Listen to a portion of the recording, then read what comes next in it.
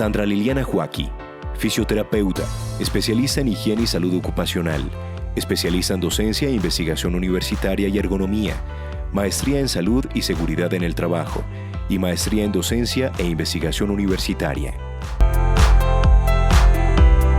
Un saludo para todos. Muchísimas gracias por estar acá en esta Semana de la Salud Ocupacional y en este Congreso de Ergonomía.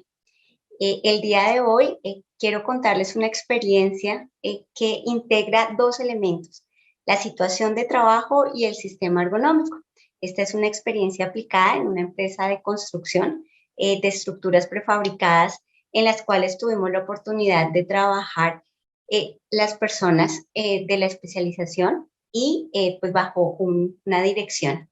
En este grupo pertenece Leonela Mendoza, Paula Andrea Riaño, Daniela Silva y pues quien les habla, Sandra Liliana Joaquí. Y queremos contarles cómo una situación que es muy común para todas las organizaciones, que son los desórdenes musculoesqueléticos, se convierten en un elemento diferente para analizar de la metodología como tradicionalmente se hace, cómo se identifican sus causas o cómo se identifica en la forma en cómo se presentan los procesos de trabajo.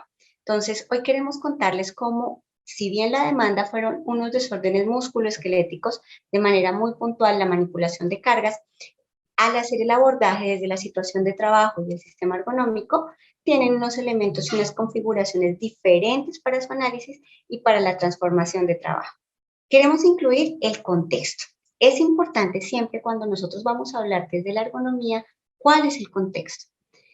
A continuación, vamos a dar el contexto de esta empresa de prefabricados que puede ser una pyme o una mediana empresa muy similar a cualquiera que sea en el contexto colombiano. Esta empresa es una empresa colombiana, como les digo, es clasificada dentro de las pequeñas empresas, está dedicada a la fabricación, diseño y construcción de casas prefabricadas y estructuras prefabricadas en general. Tiene gran experiencia en la elaboración de elementos estructurales, metálicos y de manera particular en la construcción de viviendas prefabricadas en diferentes lugares del país. Esta pyme tiene 3 centros de trabajo. Como generalmente sucede en las pymes, pues todas se ubican en una zona residencial, a veces en zonas de barrio donde tenemos bodegas amplias, donde hay casas muy grandes, y que generalmente estas casas, estas bodegas o estos garajes, estos espacios amplios, se adaptan para diferentes procesos de trabajo. Estas casas, porque son tres centros de trabajo, son 3 casas diferentes. Aquí podemos ver en esta imagen cómo son tres sitios diferentes ubicados en un barrio en la localidad de Kennedy, una localidad aquí en la ciudad de Bogotá, ¿sí? Entonces, si nosotros vemos, vamos a empezar a encontrar cómo hay unas características del contexto, del entorno, que empiezan a influir en este gran proceso de trabajo, que es el que les voy a mostrar más adelante. Estas 3 bodegas, acá las vemos un poco más amplias, tienen una bodega principal, que es la que estamos viendo aquí en la parte superior, una bodega 2 y una bodega 3.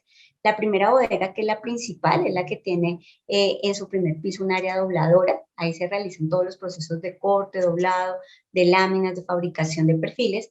En un segundo piso está el área administrativa, donde está la gerencia, y hay una especie de sala de ventas en la cual pues se muestran como los proyectos que se realizan al interior de esta organización. En el segundo centro de trabajo, bodega 2, como lo hemos denominado, está compuesto por 3 pisos. En el primer piso se ubica el área de ornamentación, en el segundo se encuentra el área de pintura y en el tercero el área de carpintería. Y finalmente, en la bodega 3 está el primer piso, el área de plaquetería, que es donde se hacen todas esas estructuras para todo lo que tiene que ver con la casa prefabricada, con el mobiliario prefabricado. Tiene la fundición de placas, el almacenamiento, y el segundo y el tercer piso, pues es también un área de ornamentación. Cuando nosotros analizamos estas 3 bodegas, empezamos a identificar este primer elemento del sistema ergonómico. Este sistema ergonómico conformado por el ser humano, que acá pues lo identificamos con estas 3 personitas verdes, con el espacio físico, ¿cierto? Que en este caso puede ser la bodega, y con todo lo que tiene que ver con el objeto, máquina, artefacto, ¿cierto? Que son todos esos mobiliarios o todos esos medios, perdón, que utilizamos para realizar nuestra actividad de trabajo. ¿Cuál es la solicitud de la empresa? ¿Cuál es la demanda? ¿Por qué llegamos ahí? La demanda era la siguiente.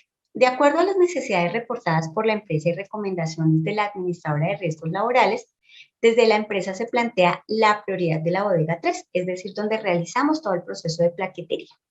Específicamente en el área de plaquetería, como les decía, en la tarea de cargue y descargue de esas placas. ¿Por qué? Porque resulta que la manipulación de estas placas eran realizadas por 2 trabajadores y el peso que manipulaban era alrededor de 75 kilogramos y con unas dimensiones de 97 por 97.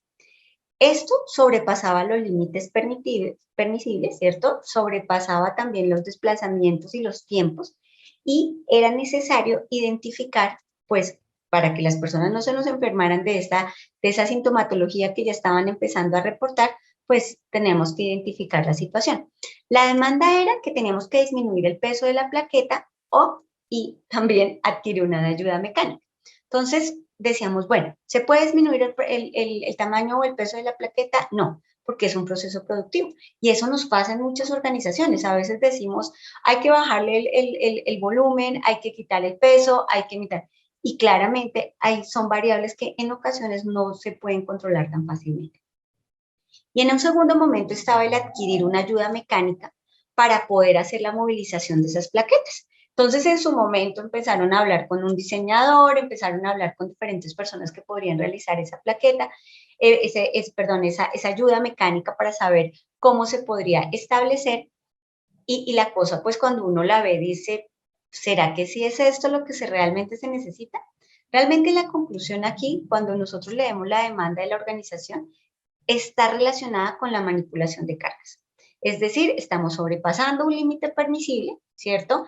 Hay una manipulación de un objeto que sobrepasa también pues el estándar y adicional a eso, pues en la calificación de su matriz de peligros y riesgos estaba pues expresada de manera muy alta. Entonces uno diría, pues sí, eso sería lo que tenemos que hacer. Entonces tenemos que buscar quien nos haga una ayuda mecánica y entonces o miremos porque ya el peso de la plaqueta no se puede. Pero la cuestión no es tan fácil. Resulta que cuando nosotros empezamos a analizar la demanda, esto que nos estaba pidiendo la empresa, nosotros empezamos a mirar ciertos elementos y empezamos a hacer una aproximación al contexto, ¿sí? No, a veces nos quedamos con las recomendaciones generales. Con esto no quiero decir que las recomendaciones estén mal, no. Lo que pasa es que a veces leemos la recomendación de forma muy genérica y hay elementos en los cuales hay que tener mayor profundidad para poder identificar la causa. Entonces acá empezamos a hacer una aproximación a partir del proceso de trabajo. Yo creo que eso sí digamos, es como lo común en todas las organizaciones. Entonces uno dice, bueno, ¿qué es lo que hace la persona? Aquí identificamos varias cosas en este proceso de trabajo. Si bien la actividad y la demanda era de carácter músculo-esquelético, ¿cierto?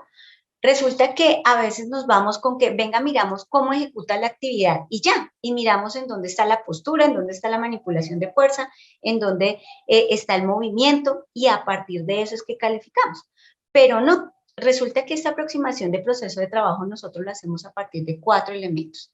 Uno, el objeto de trabajo, es decir, qué es lo que se transforma, cómo se transforma, cuáles son los insumos utilizados en todo el proceso de trabajo, desde la entrada hasta la salida del proceso, no la actividad puntual, porque si nosotros veíamos el área de plaquetería era un área puntual, pero cuando vemos todo el recorrido, cuál es la entrada y cómo se va construyendo y en qué termina, eso nos permite tener unos procesos de anticipación para a ciertas cosas e identificar cuáles son las acciones que se realizan. Identificamos los medios de trabajo, esos medios de trabajo que son necesarios para la transformación de ese objeto de trabajo, de ese insumo que tenemos ahí, y tenemos una actividad humana, ¿cierto? Esa actividad humana que está dada por las características propias del trabajador, pero no lo miremos en sentido de fuerza, movimiento y postura, va mucho más allá.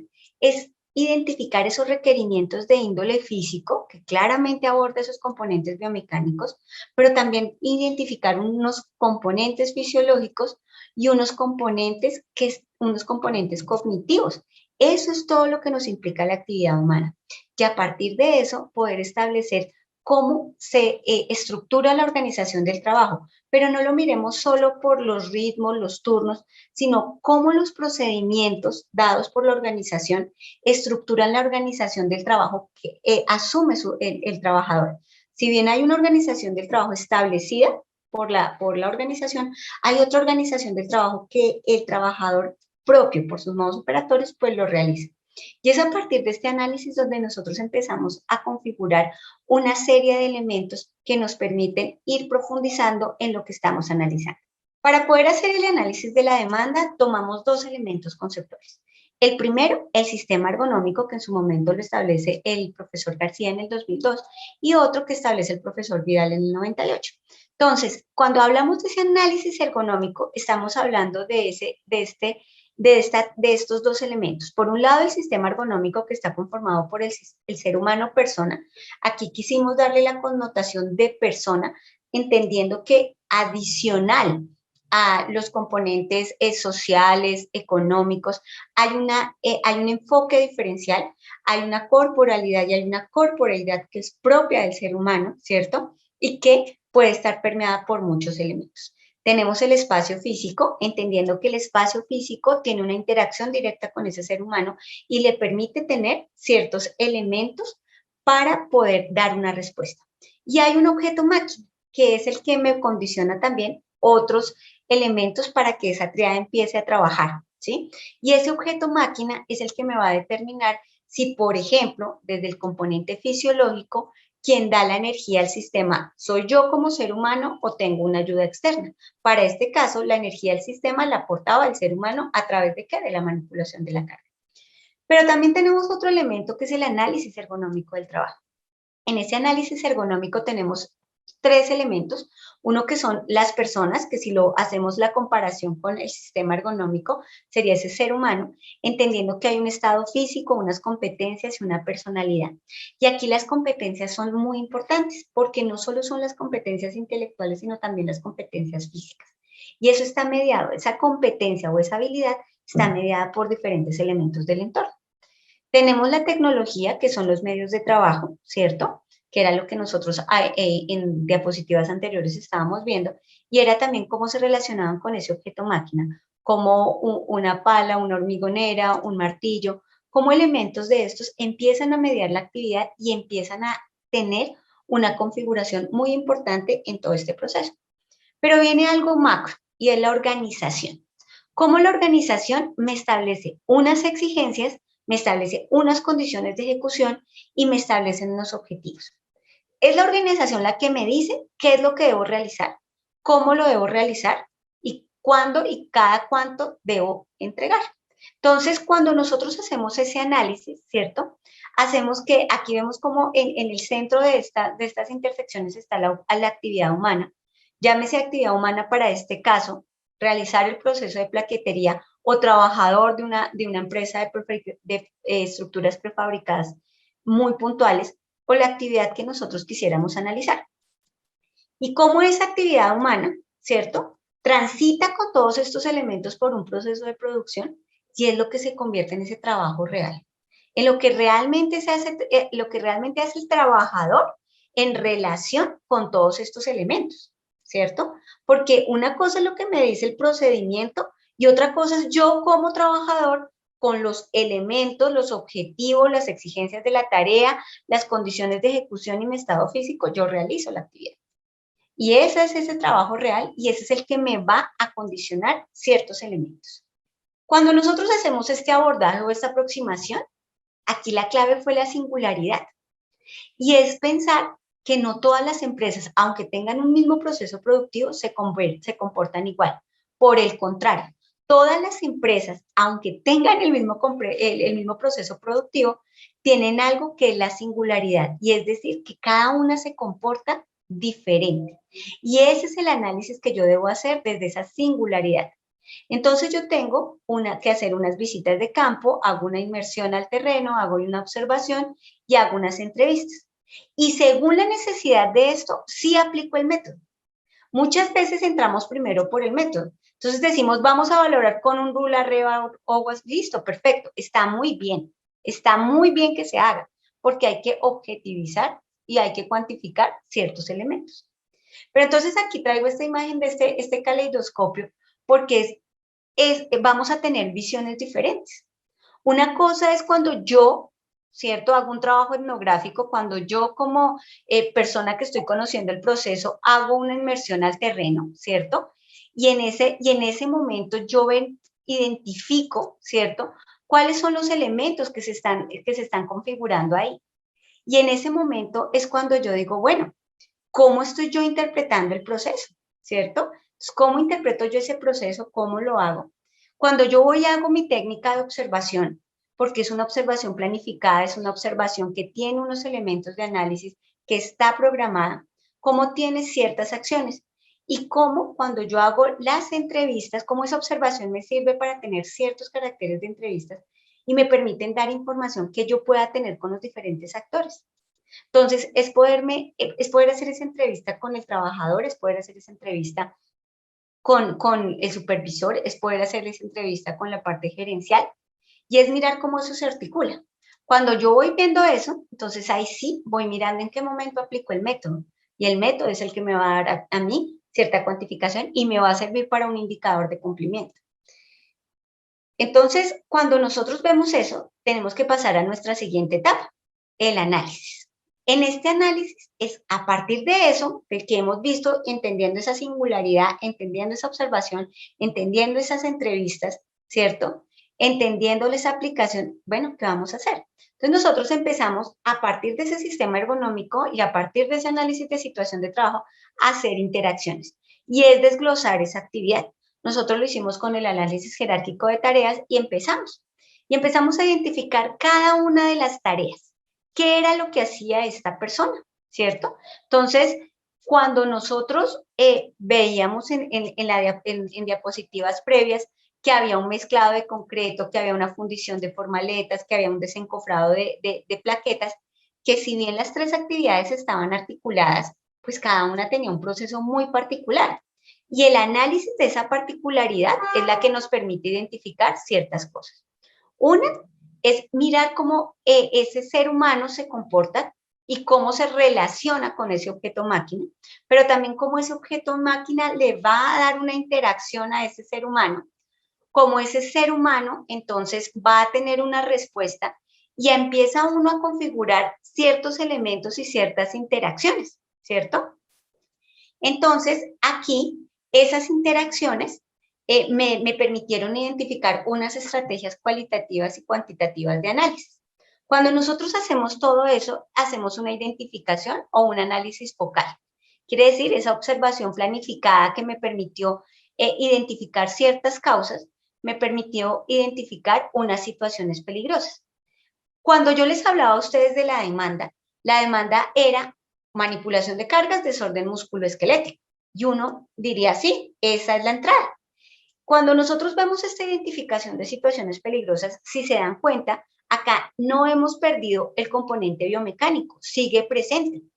De hecho, es uno de los que más puntea. Pero cuando se analizan esas interacciones, cuando se analiza esa situación de trabajo, cuando se analiza ese sistema ergonómico, empezamos a ver que habían otros elementos de análisis que empezaban a trabajar. Entonces, el componente biomecánico nunca se perdió y no se está invisibilizando. Por el contrario, está presente, es latente y tiene una alta puntuación cuando hacemos como esa caracterización de situaciones. Pero miren que empieza a surgir también otros elementos a nivel organizacional, otros a nivel de espacio físico y otros a orden y aseo. Y empezamos entonces, venga, ¿qué es lo que está pasando aquí con orden y aseo? En total encontramos 72 situaciones peligrosas, que si nosotros lo quisiéramos ver, estas serían 72 oportunidades de mejora que tiene la organización para mejorar sus indicadores de bienestar traducidos en seguridad, salud, confort, calidad de vida, ¿cierto?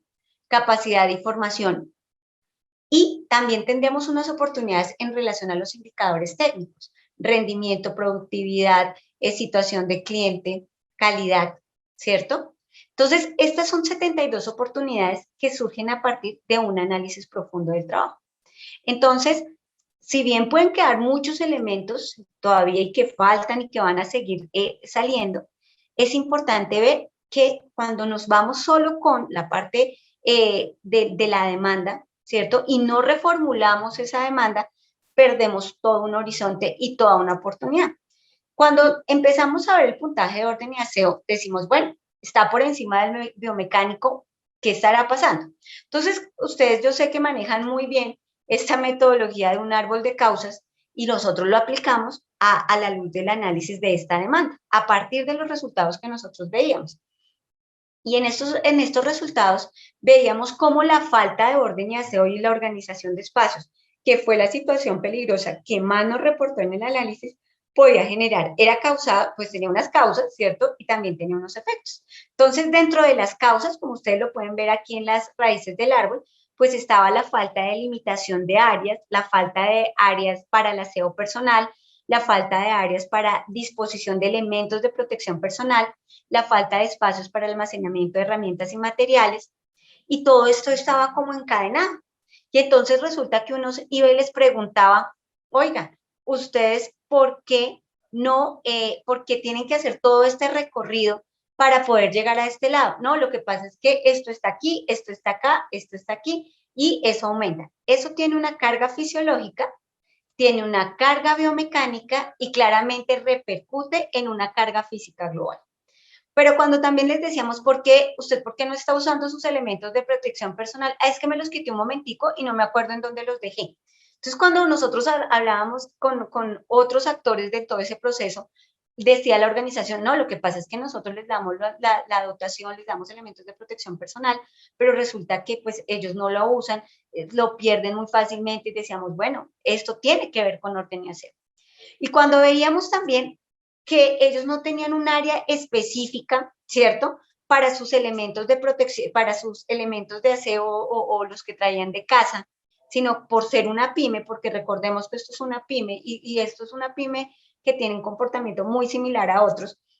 Entonces empezábamos a identificar que el que ellos tuvieran ahí colgado su morral o su maleta o su chaqueta que se podía ensuciar con la materia generada por el proceso productivo, pues que eso no les gustaba y que eso podría, de pronto no los enojaba, pero claramente no generaba un indicador de bienestar.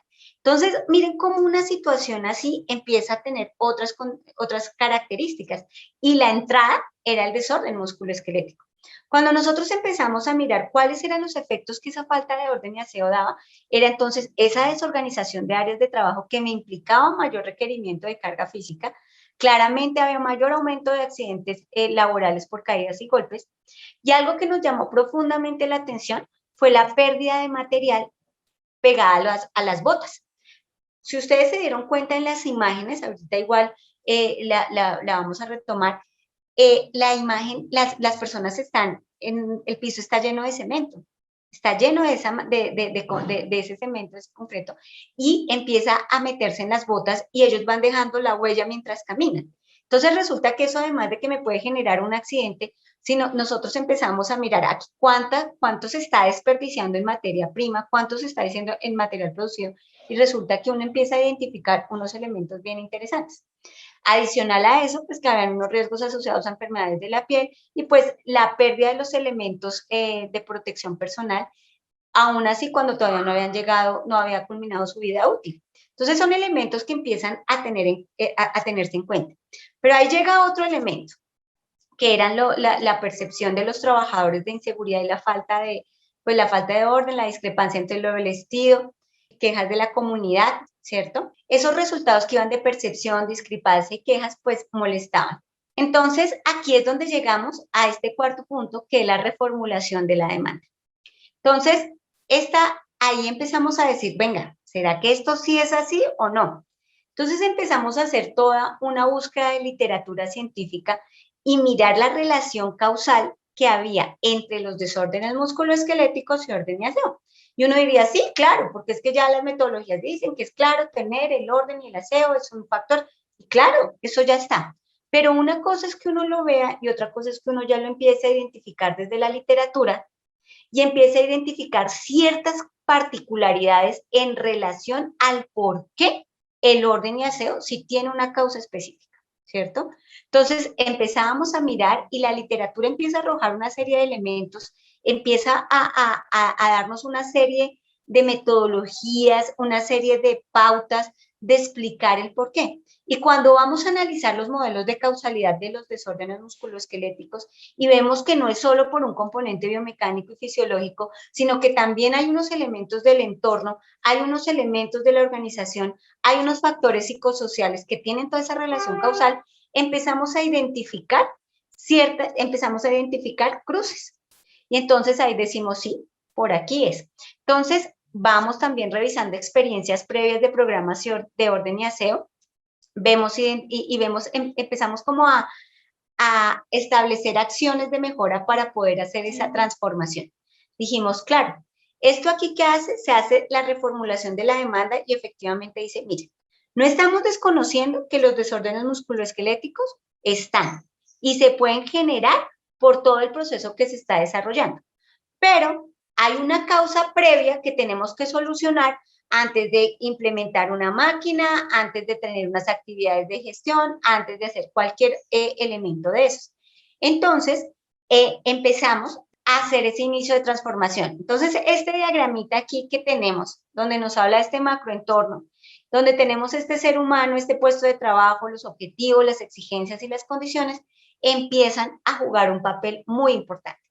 ¿Por qué? Porque este microentorno llamado organización, empresa, pyme, sector construcción, prefabricados, ¿cierto? Número de trabajadores, localidad en barrio, ¿listo? Empieza a tener ciertos elementos y empezamos a mirar cómo aspectos políticos, legales, económicos, financieros, ecológicos, tecnológicos, científicos y socioculturales empieza a tener un impacto.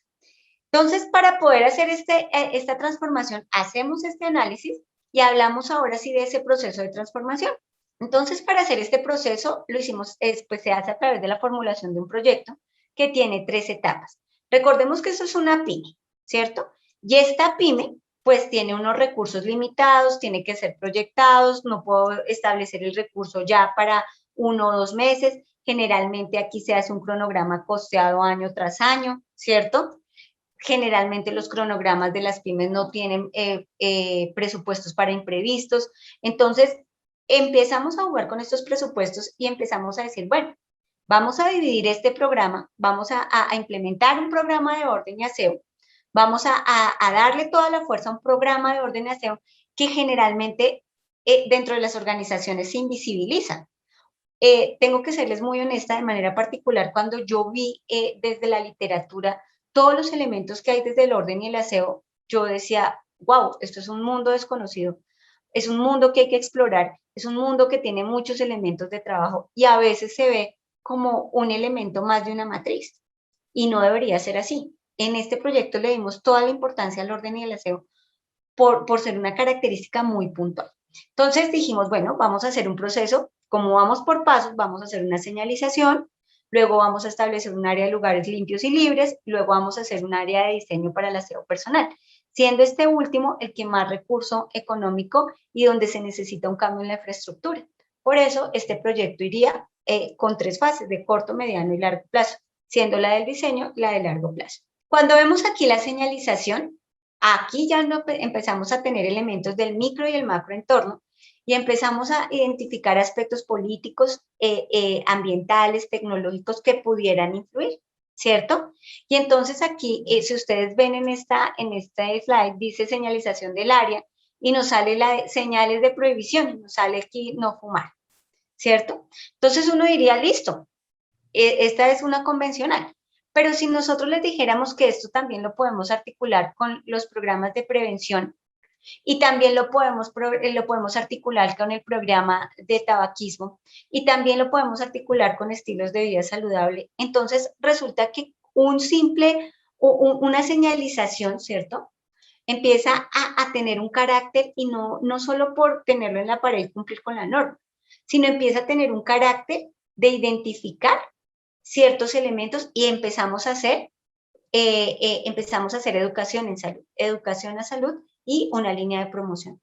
Entonces empiezan a configurarse una serie de elementos.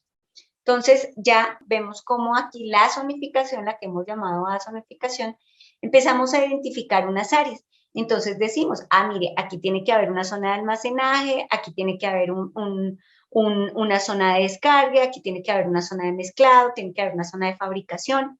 Y empezamos a delimitar y empezamos a decir, bueno, esto por las características de la tarea puede ir aquí, esto por las características de la tarea puede ir acá, esto por las características de la tarea puede ir acá. Si ustedes se dan cuenta, yo voy hablando tarea, tarea, tarea, no estoy hablando de la actividad.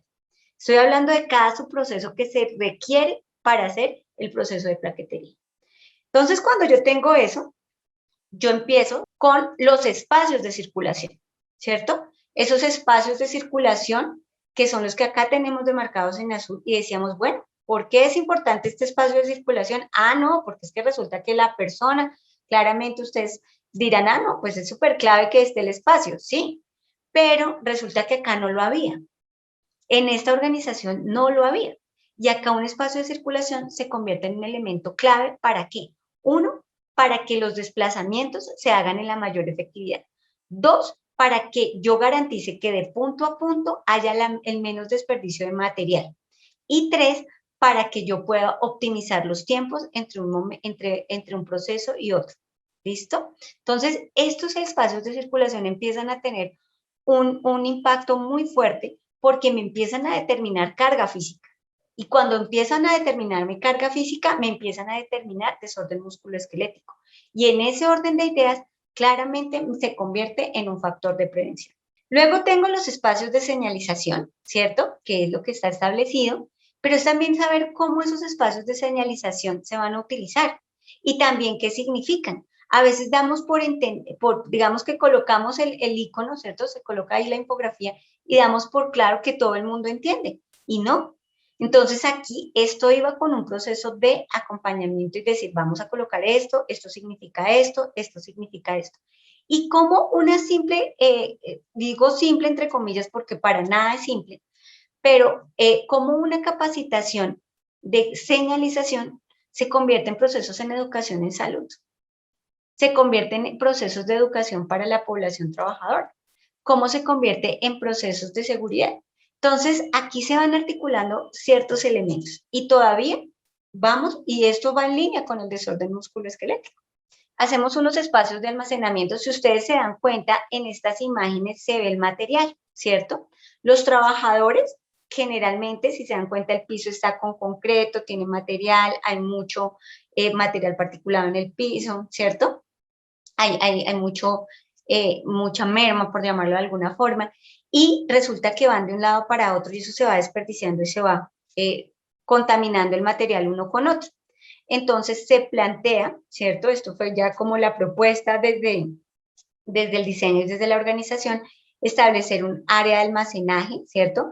Que tuviera unas alturas específicas, que tuvieran unas separaciones, que las personas pudieran ir a entrar, proteger el material, que no quedara al aire libre, que si llovía, pues que no se fuera a desperdiciar, porque eso era lo que estaba pasando en la bodega. Entonces aquí empiezan a ver cómo esos espacios del almacenamiento empiezan a también tener un valor. Lugares limpios y libres, entonces aquí ya este es un segundo momento donde lo que se piensa es organizar, digo se piensa ya porque esta es en una segunda etapa, es organizar las palas, las barras de acero, todos los medios de trabajo. Uno, para que haya organización. Dos, para que se optimice el tiempo. Y tres, para que pues los elementos no pierdan su vida útil. O sea, si recuerdan, yo les decía que tanto los elementos de protección personal como algunas herramientas no alcanzaban a cumplir su ciclo de vida útil cuando se perdían, se dañaban, pero era derivado del desorden.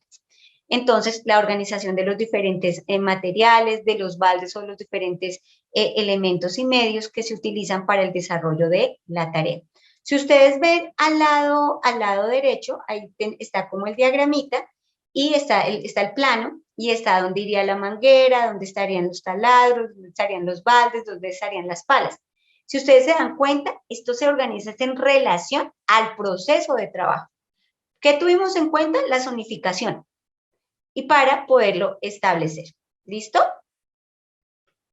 Luego vendría la implementación del programa, que serían las por fases, ¿cierto? Que sería la demarcación de áreas, los requerimientos de espacio, cómo se podría hacer esa demarcación, cuáles son las características, cuáles son los requerimientos, cuáles serían esas medidas que nosotros necesitaríamos para poder hacer esa implementación y ese requerimiento. Finalmente, pues tendríamos el diseño de área para aseo personal. Esta es la que está, es como la fase que está a largo plazo y es la que nos habla de los vestieres, de ese espacio para ellos, para que guarden sus elementos de protección diaria, de su ropa, ¿cierto? Para que ellos guarden su mochila, para que tengan ahí su almuerzo, en fin, para que tengan, no en la zona de comidas, ojo, no es la zona de comidas, pero sí para que guarden como esos elementos, porque cuando están en la casa, en la parte externa, están muy expuestos. Entonces hay una sensación frecuente de inseguridad por parte de ellos de que en qué momento alguien viene y le saca su maleta, se las lleva y salen corriendo y ellos no vayan a poder alcanzarlos. Entonces esas sensaciones y esas percepciones empiezan a tener aquí valor. Entonces aquí se plantea una propuesta para un diseño de un baño y un vestier, se plantea esta área también en esta bodega 3, que quede cerca al proceso, que se pueda organizar. Esta pues está como a largo plazo. Bueno, ya finalmente pues les queremos contar los avances que tuvimos, pues ya tuvimos la aprobación del recurso de la fase 1, la fase 2 está proyectada en cronograma y presupuesto para el 2022 y pues tenemos que hacer una revisión de estándares y procedimientos realizados en la empresa para poder generar una articulación y poder nuevamente mirar con este trabajo real, con esta nueva transformación, cómo se afecta el proceso de trabajo. A veces creemos que hacemos la implementación y ya, no, hay que implementar, pero también hay que volver a evaluar, porque el sistema se afecta y al afectarse el sistema, toca mirar cuáles interacciones nuevamente se generan. ¿Cuál es una proyección de este trabajo? Acciones desde la comunidad, ¿sí? ¿Por qué? Por el impacto ambiental que tiene la organización. Y no se puede desconocer el entorno. Si ustedes recuerdan, este centro de trabajo está ubicado en un barrio, en una localidad. Aquí hay muchas personas y hay que tener en cuenta ese impacto ambiental. Y eso hace parte de los procesos de sostenibilidad, no solo la sostenibilidad económica, sino también la sostenibilidad social y ambiental. Eso hace parte de esos criterios. Si se dan cuenta, todos estos elementos surgen por el desorden musculoesquelético, por una demanda. Y si bien, o sea, aquí no hemos desconocido el trabajo de musculoesquelético, porque ustedes dirán, pero no lo intervino, ¿sí? Sí lo estamos interviniendo. Lo que pasa es que desde el análisis lo estamos haciendo desde una fase previa, porque de nada nos sirve hacer una acomodación o nos sirve hacer un proceso de salud o diseñar una herramienta si no hemos generado, como no hemos preparado el terreno. Y en este caso para nosotros el programa de orden y aseo fue la mejor y más hermosa experiencia para preparar el terreno.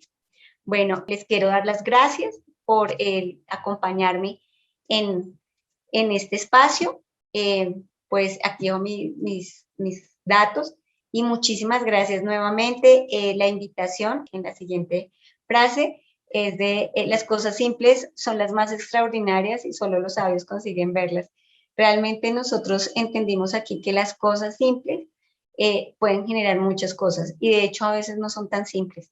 Cuando nosotros identificamos que el orden y el aseo era un elemento fundamental para la prevención de los desórdenes musculoesqueléticos, entendimos que hay muchas cosas por hacer. Muchísimas gracias por el espacio y espero que sigan disfrutando de este hermoso congreso. Que estén muy bien.